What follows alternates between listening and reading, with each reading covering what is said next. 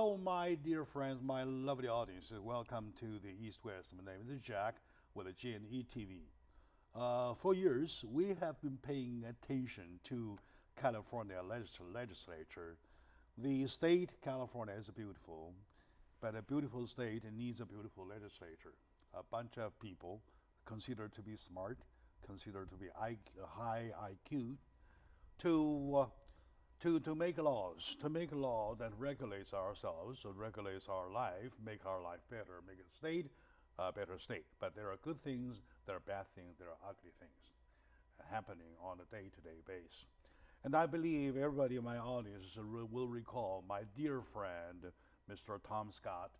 He is the state executive director of National Federation of Independent Business. Yes.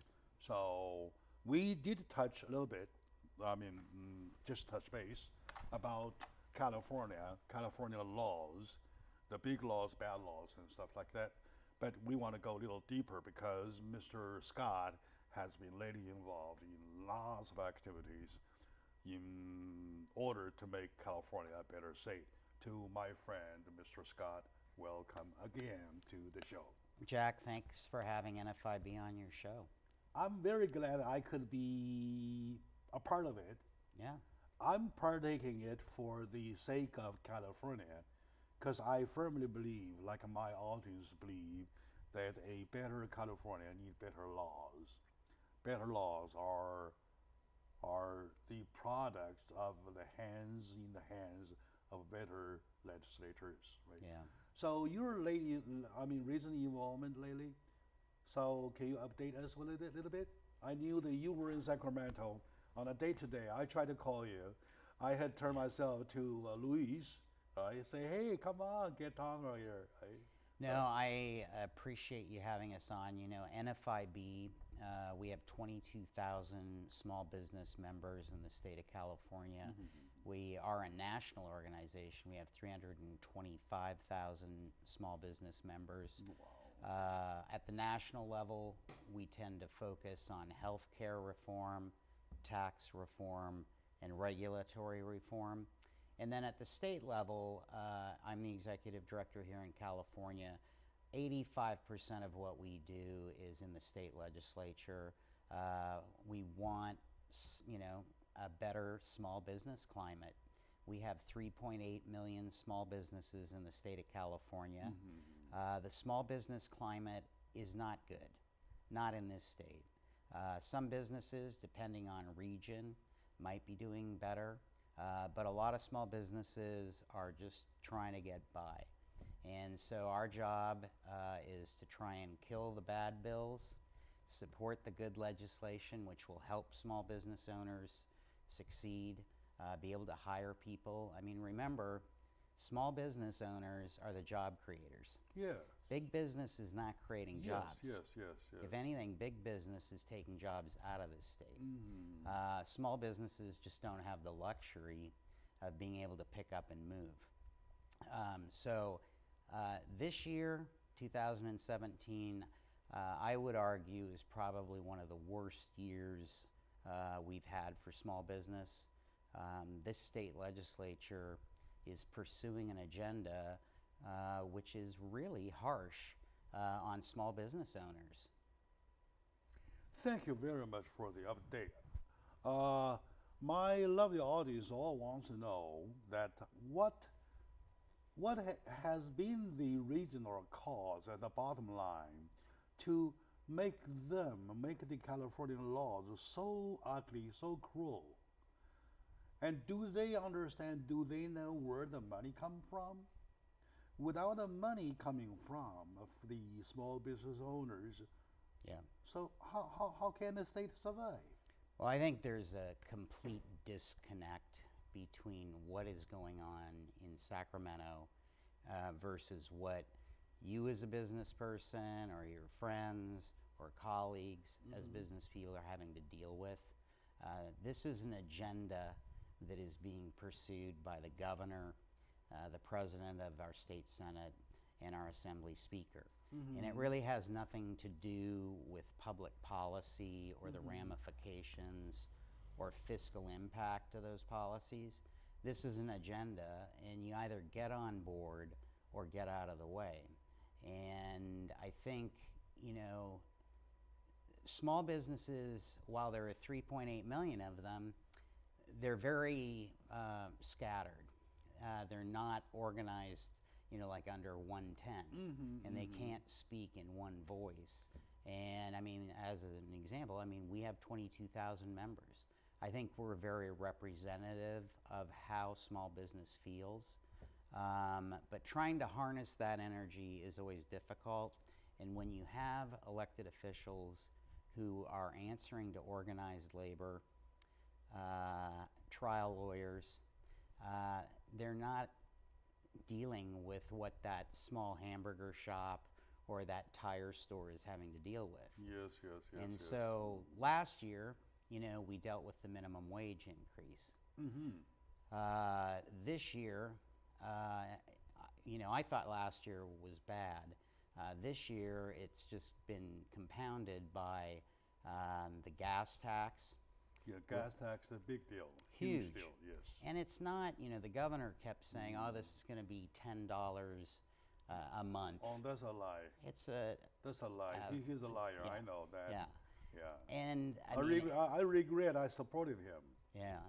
Well, you know... I confess. I think, you know, again, this is an agenda, and this state wants revenue. It has an appetite for revenue, and if they can get it through initiatives, fees, taxes, they're going to get it. And that gas tax, when it kicks in on November 1st, you know, that's $5.2 billion annually in taxes forever. There's no sunset on that tax. And then the question is, are those monies going to go to the roads? Because for the past 7 years, $36 billion that was accumulated through gas taxes. With the bonds. Yeah, I mean, it has not been going to fixing roads. They lied twice, yes. So gas tax, brutal, and with that comes the increase in your vehicle licensing fee. All right. There will be, I think it's a $75 to $175 fee that will be added. Registration. Registration. So if you have a fleet of vehicles, if you have a family and you have 3 or 4 cars in your household, I mean, these numbers really start to add up. Devastating. And if oil starts to spike again, economy downturns, which I think everybody expects there to be a downturn. If the federal government does not deliver on health care, tax reform, you know, one of the reasons this market has been going up is because of a confidence that these things would be delivered on. So gas tax definitely probably one of the #1 issues. The decimation of the Board of Equalization, cap and trade, which you have heard a little bit about. I honestly don't think the average citizen of this state really understands cap and trade and what it means. But I mean, the bottom line and why NFIB was the only business organization to oppose cap and trade was right on the heels of the 12 to 17 cent gas tax is a 68 to 72 cent gas tax via cap and trade, which will be put in over the next 5 years. So you've got the gas tax, and then you've got cap and trade. You got the registration fees of $175 per vehicle. Per vehicle. So all of this, you know, I mean, most small business owners, when all is said and done at the end of the day, take home $60,000, you know, when all the bills are paid. And then comes a gas tax. And then comes cap and trade. And then comes health care costs that are increasing. Of course, with the mandate to cut off, the premium is supposed to go sky high. Healthcare probably next year will increase 12 to 13% for small business. Workers' comp, is going to increase. And the individual too. Yeah. Individual too. Yeah. You're talking about the sky high level. Yeah. I checked with my agent, who's also my guest here, talking about that. If going that way though, we'll have an extra burden, double time on our shoulder, and then we have to face. You're saying we have to face the tax increase on gasoline, and the vehicle increase on registration, and then you have the bad and the ugly laws on small business. You got minimum wage that's going to go up another the minimum $1. wage. Okay, yeah, sure. You've got unemployment insurance. You've got new labor laws that are going to be kicking in that have costs associated with them. It sounds more or less, Mr. Scott, a child play to me. These guys over there talks about making laws, say let's do this, let's do that. But do they have a moment to slow down to think or to ask themselves where money comes from? I don't think they really clue in the fact that if this business is gone, and there are no property taxes. We're gone with 160 employees. Yeah. So if this is gone, because you just are not seeing this as a, because of all the impacts of all these laws, fees, taxes, regulations, there goes the property taxes, there go the unemployment, the employment Everything, taxes. yes. People will move out of the state because they lose their job and they can't find another job. And businesses are running out. Yeah, I don't think they go through sort of a rationalization of, I think they're pursuing policies that they feel now that they have the 2/3 super majorities in the Senate and the Assembly, and they've got the governor, let's move this stuff through. And, they move it very quickly. I mean, this is not like a 5-month discussion or analyzing of the impacts. I mean, they will move the 3 issues that I just cited to you, I think were moved within 72 hours. So there's no public input. You don't have a chance to talk to your audience about, hey, what do you think about gas going up by 68 cents a gallon over the next 5 years? Nobody likes it. Nobody likes it. Yeah. And that they are doing lots of taking lots of activities, a move towards the recall whatsoever. My dear friend, today I have the opportunity to touch the root problem. The root problem being the legislators who are crazy. That 40 plus 80, 120 members of those big guys who think they are holding California at ransom. All right, with my friend Tom Scott, the state executive director of National Federation of Independent Business, we are really looking into the resolutions to find the cure, the most effective cure to the problem we have. So stay with us, please.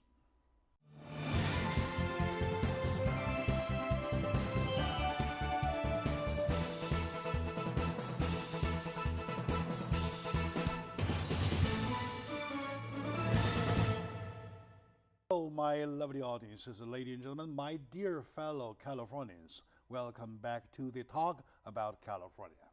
So, California being your own backyard, your own home, your own land. When you refer United States, the land of the free, home of the brave, you better move the whole thing to California because you're here on the California land talking about the land of the free. So is the land of the free for the free? No, I don't think so. I don't think so. And it is free sometime on the freeway, but most of the cases you have to pay. It's toll road already everywhere. Today, in touching base about California, I have my dear friend, Mr. Tom Scott.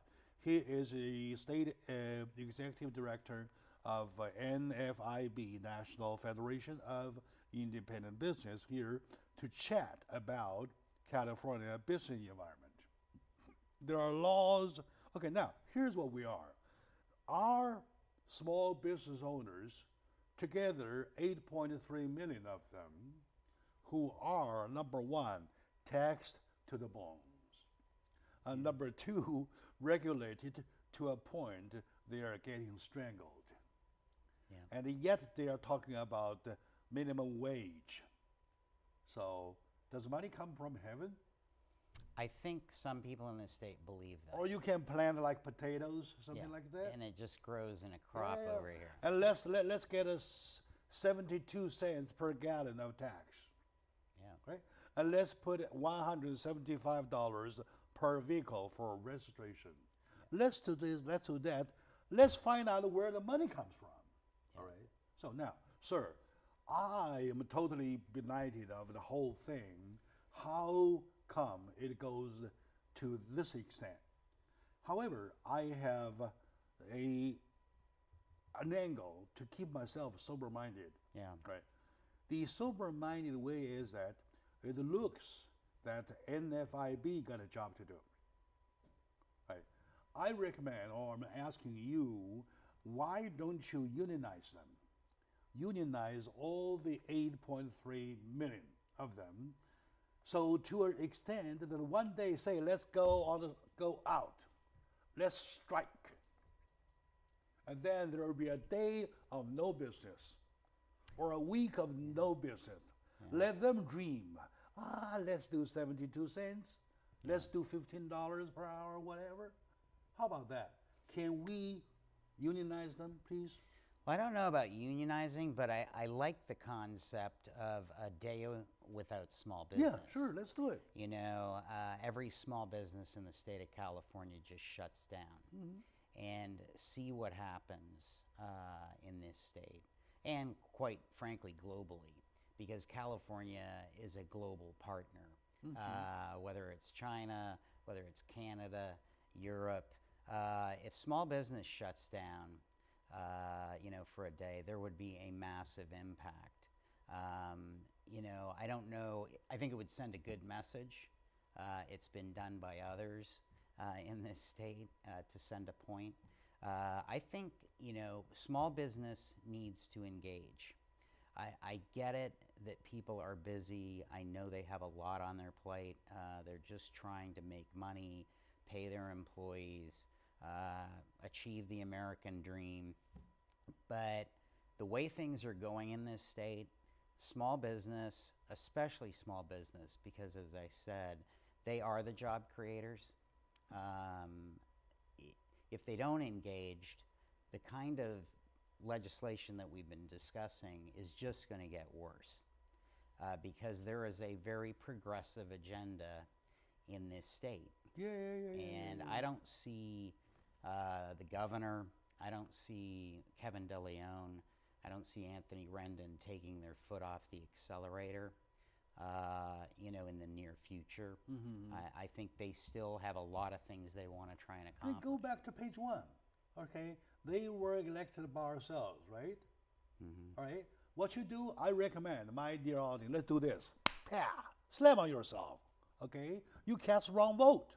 Now, lesson you learn, next time, do not vote them or vote them out. You really, I mean, I hate to use the term, you know, empty the swamp, but the swamp, not only federally, but here in California, needs to be we don't want to do it, but we have to do it. I think you need to hold people accountable. And when an elected official goes back into their district and they say, oh, you know, I'm all about small business, I love small business, because they know from a polling standpoint, small business polls very high. But if your voting record does not equal what you're saying, yes, of course. then voters really need to hold people accountable on their voting records. Yeah, you're right. And the fact of the matter is the supermajority is not even close to being about pro-small business. Is there online a source of information to check everyone's voting record?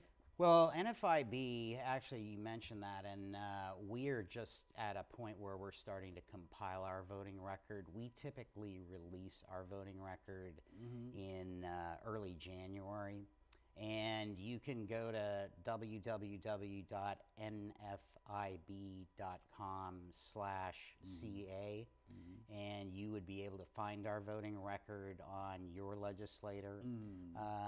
And I really encourage people. I think we try to be very fair, very pragmatic.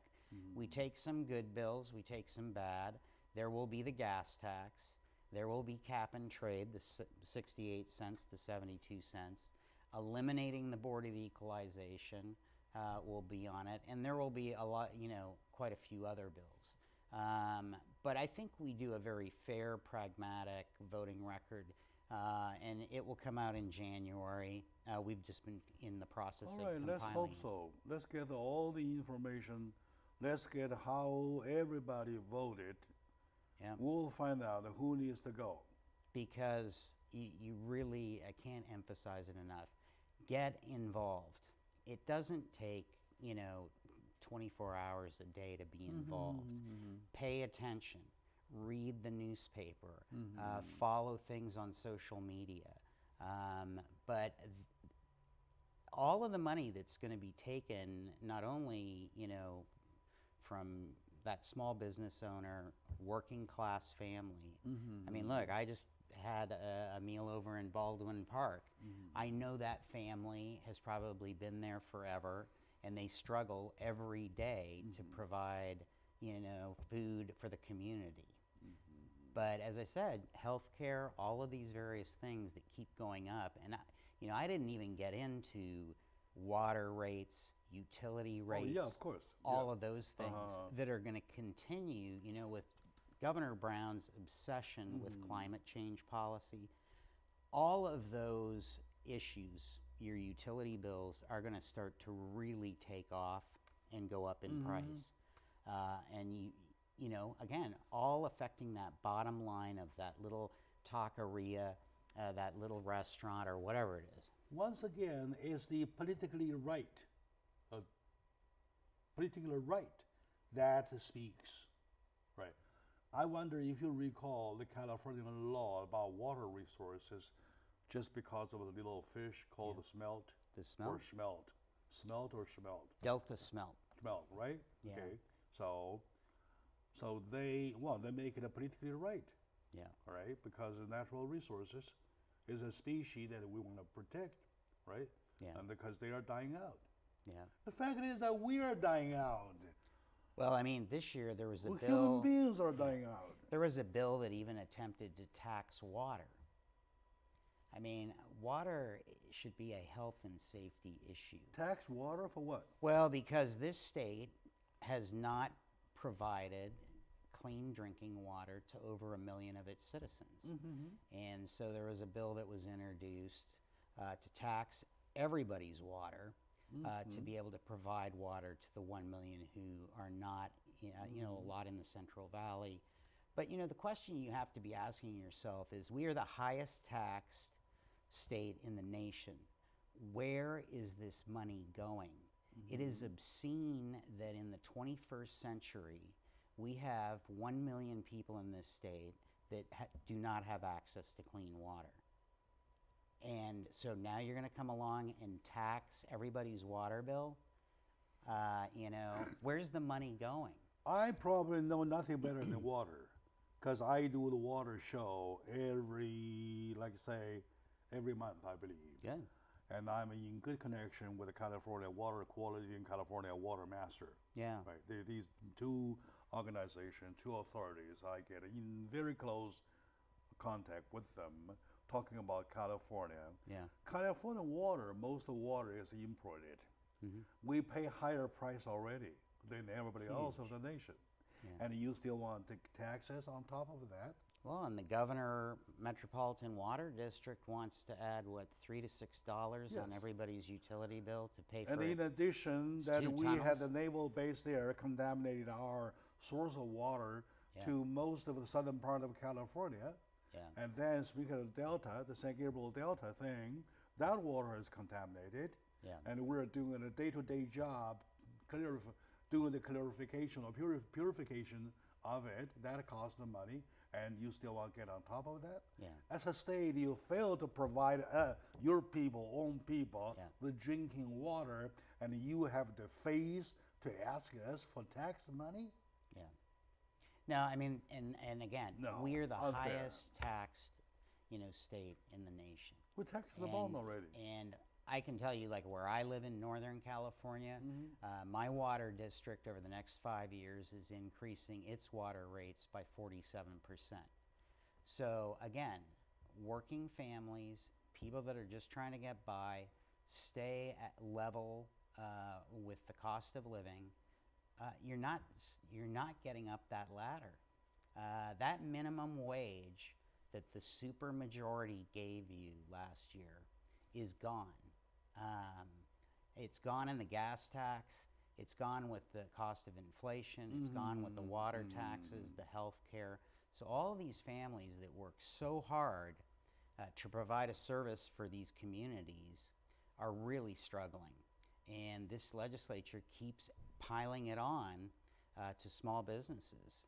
And you gotta hold people accountable. I mean, you did at the national level. You sent a very clear message that you were not happy with the direction this nation was going. It is, I believe, Mr. Scott, it is ourselves to be blamed, okay? Because we picked up the wrong people. You do. For the job. For example, our governor is kind of fond of toys. Those high-speed rail sounds like a toy, a good toy, or whatever. Expensive toy. Huh? It's an expensive toy. Yeah, of course. And who the hell needs some kind of 40 minutes drive from LA to Victorville? And then when they get with Victorville, what do they do? What did they do? I don't know what you would do. To walk into the sand? To walk into the sand or dig a hole and then come back? Still by boat and train? Anyway. They are spending more money on lawsuits, eminent domain lawsuits on that high-speed rail. Everything. They have I think the top 3 leadership, I don't even know if it's leadership positions. The top 3 positions at high-speed rail have been vacated. I mean, it is a total train wreck. People need to pull the plug on that. All of the billions, and I know the governor keeps saying $60 billion for this high-speed rail. It'll be over $200 billion.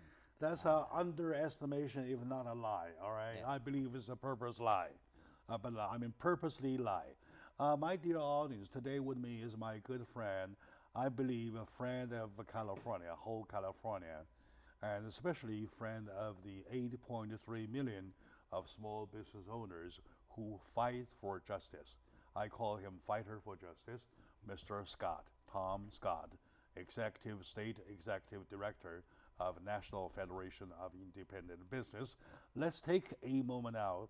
When we come back, we'll put all the problems together to see where we are. Stay with us, please.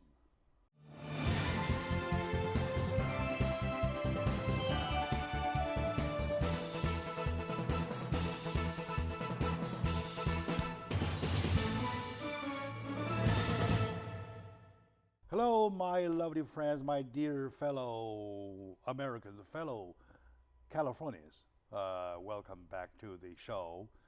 Name is Jack with the From East to West show with the G&E TV. Today, I'm so flattered that I'm visited by a huge friend of mine and a big friend to you and also to the 8.3 million small business owners. That's Mr. Tom Scott, the State Executive Director of National Federation of Independent Business. Speaking of independent business, in California alone, we have 8.3 of them. Though named small business, they are big business because they are the backbone of California economy. Without them, we don't even live, right? Yeah. So things like that. Problem is that they are, number one, taxed to the bone, right? Number two, they are regulated to the extent that they are either strangled already or to be strangled. Yeah. And on the other hand of the coin, on the side of the coin is that the legislature is still finding laws to regulate them, to kill them. Like this advertising on my magazine. And by the way, my dear friend, I gave them super discount at token price. Good. Because I believe that I need to do my part. My part is that to give them a whole page space of doing this Education. magazine. Got to Education, educate your right? viewers. And yeah. it says, may I please? Yeah, may I please? Yeah. And they say more than 6,000 wage and hour lawsuits filed since 2016, and your business could be the next, right? Very easy. And then asking, are your employees taking their lunch within 5 hours of their start time? Because on the 6 hour they will die, right? Oh, Or 5.5 they will die anyway. it'll be Like serious. now, are you properly document their lunch times? They don't have nothing to do. They just document. Tom gets a lunch 10:30, Yeah. and Sean gets 10:45, like that kind of thing. Yeah. That's a full-time job, isn't it? It's huge. Right. And yesterday they were talking about a day check, a daily paycheck. Okay, now say if you have 10 employees, you do daily paycheck, right? Yeah. Daily paycheck. Yeah. So No. what else do you do? I mean, the labor laws in this state, I mean, are 10 times what other states deal with. And the Private Attorney General's Act, which allows for these wage and hour lawsuits, and they allow for a lot of other things. They allow for Prop And it 65. says exactly it, and he says, so are your employees classified correctly? They want to classify that. If not, to be prepared for PAGA laws, because the PAGA kills them. And it says, the matter of fact, California PAGA law gives most of the winnings to the attorneys. And the state, of course, as for the plaintiffs themselves, they don't get nothing. So why bother? Well, and that's where you really have to question labor. Labor will not allow reform of that law to stop the abuse that's going on. They will not let those bills through any of the committees of the state legislature. There are currently 3 bills that would reform this abuse, and they will not move because organized labor will not have anything to do with it. Yet, if you really analyze it, if these truly were helping, the labor force, because there was a clear abuse occurring, then why are the trial lawyers walking away with 95% of the money, and the workers are getting nothing?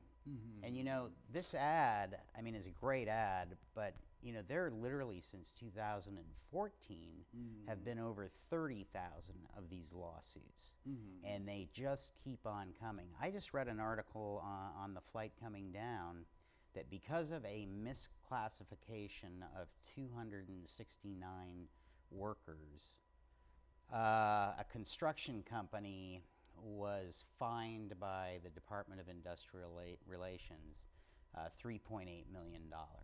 Oh God, that's crazy. So, and now where's that going? Is that going to the That's misclassified crazy, yeah. workers? No, of course not. No, Of it's course going not. to more enforcement. Remember my 6-penny check? I do. Yeah, that's a vivid example, right? Yeah. Yesterday, an office lady showed me something. It's a kind of a postcard. Says that your claim. It's about your claim. Yeah. I said, did you claim anything for whatever insurance, car damage or anything? No. She said no. And then flipped the back, says you might have a case. I said bush. I said the BS word. I just throw What's them that away. word? Put No. them that way. Huh? They're looking for trouble. They're making troubles. They say you might have a case. Yeah. All right. So they're soliciting cases, right? And that PAGA law, that thing, that concept itself, the concept itself, is in a way totally counter any move Yeah. to to improve California economy. It's not helping the workers. No. At all. No. I mean, most workers on average maybe will walk away with $100 for a wage and hour lawsuit, if that. I mean, I've heard some that get, If they get 100, they are lucky. I mean, lucky. Yeah, they are lucky. I get 6 pennies. Most lawyers will walk away with 350, 400,000. Some of the lawsuits behind, that have been hit by hit on this group, I mean, they're like $3 million, $4 million. Yes. I mean, California, and I've said this to you before, has a love affair with lawsuits. We had 1 million civil lawsuits in the state of California last year. For $400, I can turn your life upside down, whether there's merit or no merit. And PAGA, ADA shakedown lawsuits. ADA is a crazy law system, the whole system. Business. Because, ultimately, if a small business, going back to the take-home $60,000, you get hit with an ADA or a Prop 65 shakedown lawsuit or a PAGA, you're done. I mean, an ADA lawsuit can be $20,000. Prop 65 can be $60,000 to $80,000 settlement. PAGA can be 6 digits minimum. So, I mean, for $400, whether there's merit or no merit, I mean, that's why we need reform of the Private Attorney General's Act in favor of the worker. Yes. Not the lawyer. Exactly. When I was on the show with friend, Mr. Menzo, Tom Menzo, he goes by Tom too. Great guy. He had brought several of his workers. Yeah. 6 or something of them. I took them one by one. It's Tom and one worker, and Tom, worker number 2, Tom number 3, number 4, like that. I single-handedly check with them about their lunchtime. Yeah. You know what they say? We choose to be doing that way because in that case I can eat together with my wife. Yeah. Well, a lot of times it's always about schedule. Because they are happy doing that. UPS, FedEx got hit with these because I, as a driver with FedEx, manage my route. And so I would eat my sandwich, as I'm driving. No. Trial lawyers filed tens of millions of dollars in lawsuits against FedEx, UPS, all of these companies, saying you can't do that. You got to pull over. You got to take 30 minutes. Yes. And the drivers are like, I don't want it. I want to manage my route, and then I can get home, like you said, to have dinner with your spouse. And no, trial lawyers, that's not going to work. And they are often reminded because they do not even know they have a case. They don't. They are sent the flyers saying that you have a case. And of course, they hear the extra dollars whatsoever. They thought they're going to win big time. But the money goes to attorney and goes to state with their fines. And then the employee itself, like in my case, they say my Cadillac, the Cadillac I was driving, has a tire or whatever problem or something. Airbag, what? No, I didn't even know. I didn't even sign anything. They sent me a check of 6 pennies. So that's my disperse. Well, and that's because, in the state of California, to opt out of a class action is next to impossible. And that's why the trial lawyers don't want you to have that ability to, opt out of it and say, I don't want anything to do with this lawsuit. But there is a reason why California has been named the #1 judicial hellhole in the United States by the American Tort Reform Association and your dear friend Marianne Maloney with Citizens Against Lawsuit Abuse. It's because this state is obsessed with lawsuits. Everybody thinks they're going to get a quick buck suing everybody. They're sue happy. Sue happy, completely. They're sue happy, yes. They're sue happy. And we need legal reform. Lawsuits, to me, are a lot more serious when it comes to a small business owner.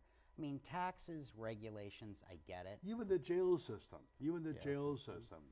Marianne told me a guy sues the prison, sues the government versus the government for the fact that my last incarceration, I got a pair of Nike. This time you give me a pair of a robot. Yeah. You're discriminating me, or something like that. A guy doing the same thing, say the ice cream served kind of melting. Isn't it supposed to? So is this the, I hate to use that word, I really have to, the BS word. Yeah. Okay. This is what's going on. We have 33 state prisons in our system. Mm-hmm. Each one of those state prisons has a litigation coordinator for the prisoners. Yeah. They're paid $110,000 a year to coordinate all of the lawsuits being filed by the state prisoners. I'm sorry, like, what are we doing? And as a result, what do we see? We see hundreds of thousands or tens of hundreds of thousands of them early release on the street, right? So they are making us safer or less safer? Okay, my dear friend, my lovely audience, is my fellow Californians. I believe that you probably want to write to me like how you hate about the law system. And we'll put together and we'll send it to Sacramento. Let them know, hey guys, wake up, right? It is time to wake up. It's high time you did, because you're about to be overturned. If you really want to keep on your job that makes a beautiful salary, go ahead, do something, okay? Now, with me today is my good friend, Tom Scott.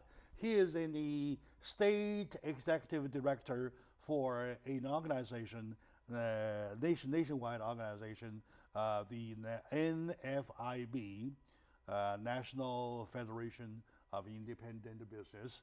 So let's take a very short moment now.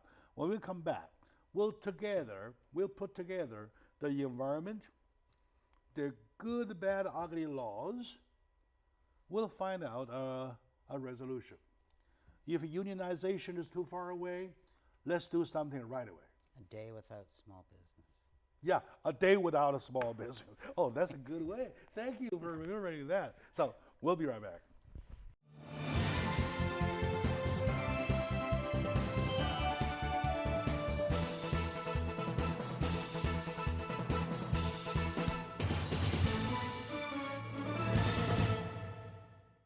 Hello, my dear friends, my lovely audiences, my dear fellow Californians. Welcome back to the talk about California. California is really, really, really at risk, because if you look around, you find the candle burning from both ends. If the candle has been a cross, it's burning 4 ways, right? Because on one hand, we see tax increase for the gasoline tax, for the car registration fees. On the other hand, you see bad laws. You have PACA laws, you have ADA laws that already have our small business strangled. And then you have the legislature trying to make points by doing politically right. Yeah. They don't even care right now. What we do care as Californians is where does the money come from? For example, they called, for example, last year for minimum salaries, minimum wage, right? Yeah. Okay, let's do $15. If I were them, I say, let's do $200. Okay, you guys go find the money. Yeah. Let's do $2,000. How about that? Yeah. Right? For the heck of it, right? Yeah. Well, and if you're willing to pay, $25 for a hamburger, I mean, just keep going after Go that ahead. minimum wage. Yeah. There was a story out of Los Angeles, because, I mean, the state increases the minimum wage, counties increase the minimum wage, cities increase the minimum wage. Everybody does it. And now, the city of Los Angeles is enforcing the minimum wage. And what's happening with a lot of small business owners is they're not aware of the schedule, because the city might have a different schedule of increasing it than, let's say, the state of California. So 7 franchisee owners of Carl's Jr. Miscalculated an increase in minimum wage for 37 workers. It was $4,650. They saw through an audit that they had miscalculated, they corrected it, but the city of Los Angeles, that now has a wage enforcement department, came along and said, you know, you miscalculated the wage, we're going to fine the 7 franchisee owners $510,000, and then we're going to penalize them an additional $900,000. That's extra money, right? That's extra income. Yeah, 1.45 million. The 900,000 went to the 37 employees who were shortchanged $4,650, but it was corrected. Okay. So here you now have the city of Los Angeles, you know, running around. I mean, there's no way those 7 franchisee owners are going to be able to survive a $1.4 million hit for shortchanging 37 employees, barely $5 grand. So this is the kind of insanity that is going on in this state. We have created like a civil servant bounty hunter program. Instead of allowing those 7 franchisees to correct the problem, get the workers the $4,650 in 30 days or whatever the case is, they move and fine and fee, you know, them $1.4 million. It is just completely regressive. And that is sort of the example that's going on across this state, where you are just hammering small businesses. Small businesses don't have an HR department. They don't have a legal department. They are trying to figure out the gauntlet of state, county, municipal regulations, federal regulations. This case will never surprise me because I've seen a lot. Yeah. My friend David Houston in Pasadena. Great guy. Is a great guy. You know him, right? Yeah. And small business restaurant. I mean, he runs a Barney's restaurant. Beanery. Yeah. And what happened was that employees on their way out of lunch break or something, they are often asked by customers oncoming, say, where's the restroom? He or she may turn over pointing that way or pointing that way. That will take 3 seconds. 3 seconds per shift, per the times the day, times the year they work all together, and then there's a fine. Altogether, Mr. David Houston has to pay $900,000, almost $1 million, to the case. And he says, no, I'll fight. And he says he is ready and willing to put all his worth to win the case. And I believe he's a rich guy, of course, at least is richer than $900,000, but they are forced to do that way. But on the other end, David will not open up another restaurant. Yeah, of course, eat it up. And there go, you know, 200 additional jobs. So, I mean, that's where the cost of litigation in this state is crushing small businesses. The best picture he could be looking at is that he is brought to page 1, where he started the whole thing. Right? Back to the old scene, an old lady sitting there washing her own clothes. That's it. Right? We ourselves, we have an former employee who does the same thing to us. Right? This person, because we have a flexible schedule. Right? So supposed to be in 10 o'clock, 10:30, 11 o'clock showed up, and by the time she shows up, she's very, very tired. I don't know. We don't know what she's doing in the morning though. She would take a nap, right? And then she will take lunch, and then she will go out because she has dogs and cats to feed. Right? And then she comes back like 2, 3, or even 3:30 or 4 in the afternoon. He got the job obligations, right? He has to fulfill. In other words, you have to do the kind of the job set forth for the day. So she works till 7, till later than 7. So now, any minute rather than 5 is counted as overtime. Overtime. The California labor law allows her to do so. Believe me. That's the situation we're facing.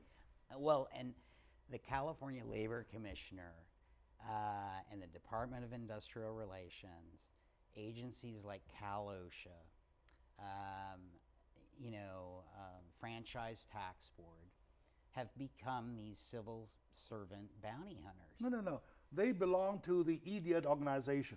Am I right? Yeah. The whatever, the National Federation of Stupidities or something like that. Yeah. Because you are killing the state. Absolutely strangling small businesses. And there are multiple bills in the legislature that we're behind, some sponsored by Democrats, some sponsored by Republicans, authored. Sorry. And you know the authors, the argument was that they say that if you found that as true, you let her go, you fire her. Not that easy. Okay, our argument, our attorney, we say, okay, fire her? Okay, even harder job to do. Who the hell is going to try that? Yeah. Who else dare try that?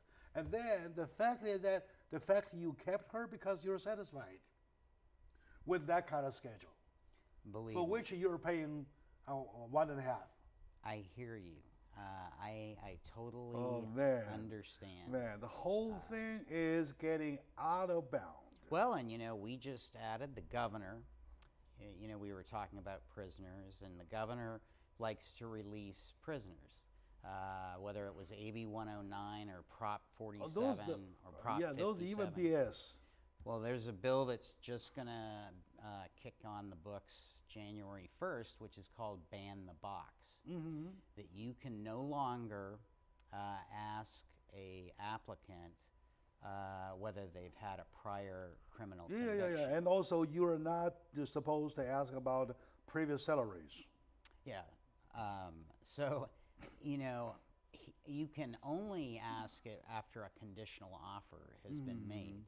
Well, I mean, you have put your heart and sweat into creating your small business, and on your ID, you can do gender neutral. Yeah. You can be Mr./Mrs. whoever. Yeah. All right. I have the freedom because it's the law that provides me the freedom. But come on. All of these compile, it's just sort of like I had said earlier, the piling on effect. Yeah. And how small business owners figure it out, I honestly don't know. And that's what happens is they trip over. How are they surviving? Or how are they supposed to survive in an environment which, from all directions, squeezing them?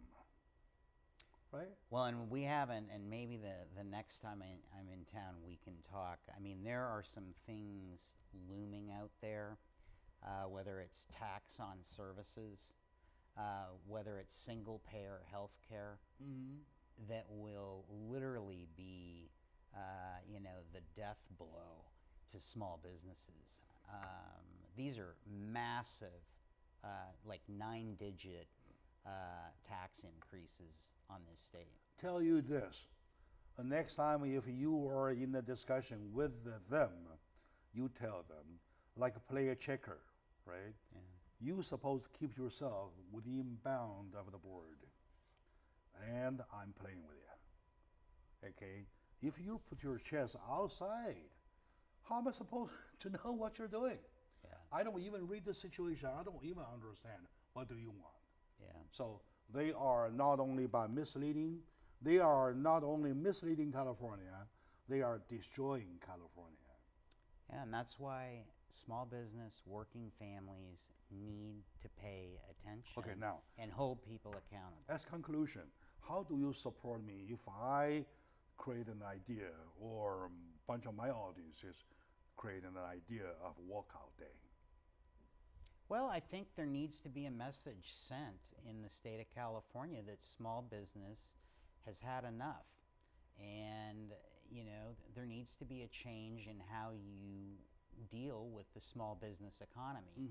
Like you said, this is not about Apple or Microsoft. No. Those companies are going to survive. Yes. They might move out of this state, but they are going to survive. And they are certainly... Toyota has left already. Come on, that's a lesson to learn. And they left because their employees couldn't find affordable housing, which is a totally separate, issue that we're dealing with.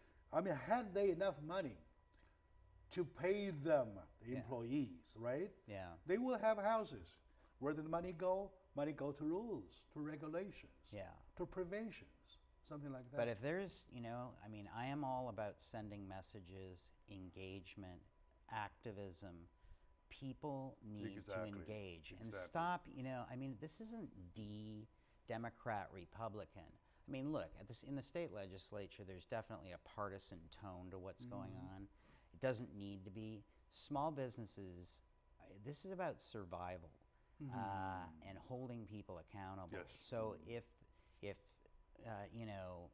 it's closing your business for a day to send your community, if that service is no longer there for a day. All right, my dear audience, if I created or a group of friends, including me, together, creating a day of a walkout of no small business day, everybody with 500 employees, let's close for a day or 2 or 3. Yeah. We same time deliver the message to the legislature, say, at least suspend the park out for 90 days while you guys think of something else. Yeah. Or we'll walk out forever. Allow people to If you want us to die, let's die together, all right? Come on. Allow people, business owners, as long as it's not malicious or, allow them a period to correct 30, 60 days, the mistake that's being made. Yeah, suspend it. And you would see a complete change.